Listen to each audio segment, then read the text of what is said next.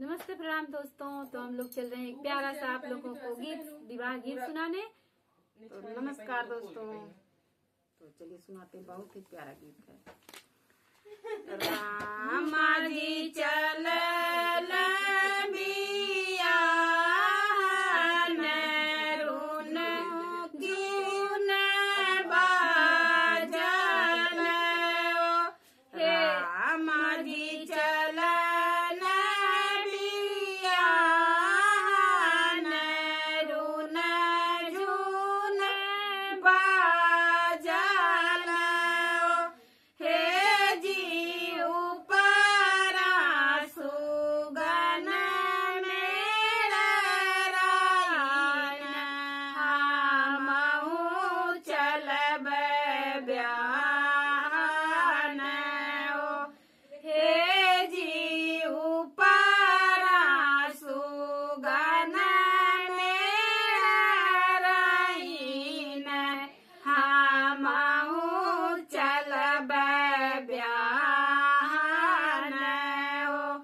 धाऊ तू ही नाउआ से बरिया अवधपुर के बाबन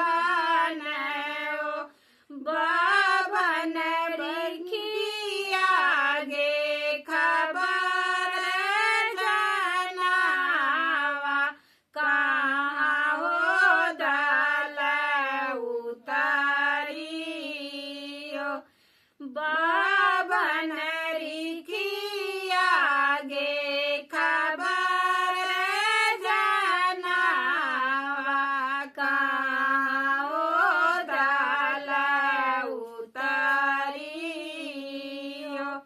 ऊंच नगर पूरे पाटन आले बासे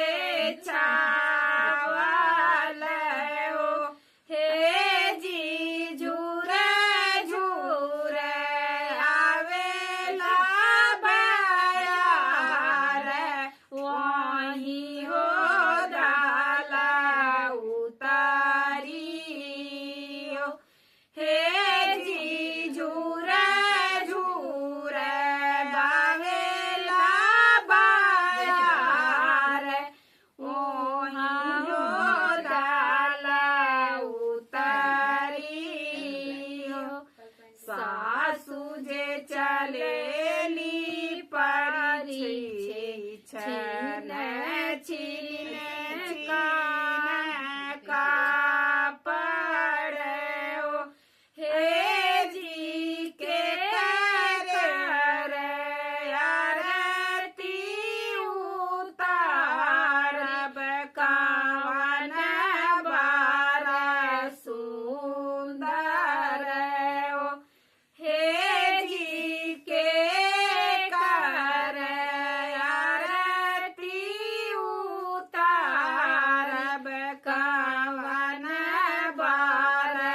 सुंदर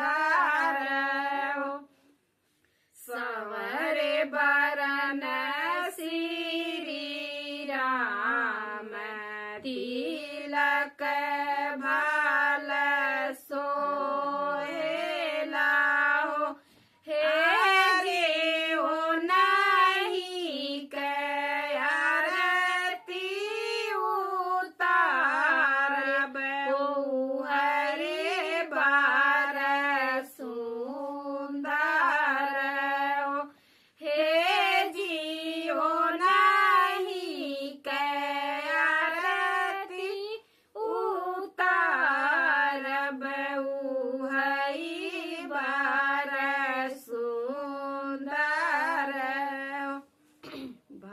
भोर भइल बिनु सारा चिरैया जे बोलाई हो सासू खोली देती बाजार के वाड़िया तेरा में जई है कोहा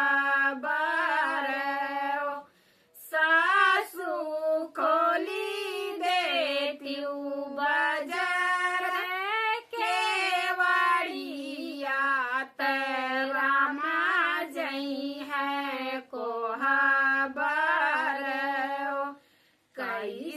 के खोला मैं केवड़िया रामा जई है को हबर हो।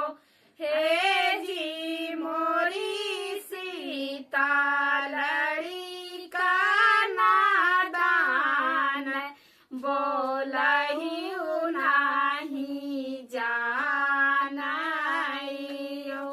हे जी मोरी सीता लड़ी का नादान बोलही नहीं जानाइयो।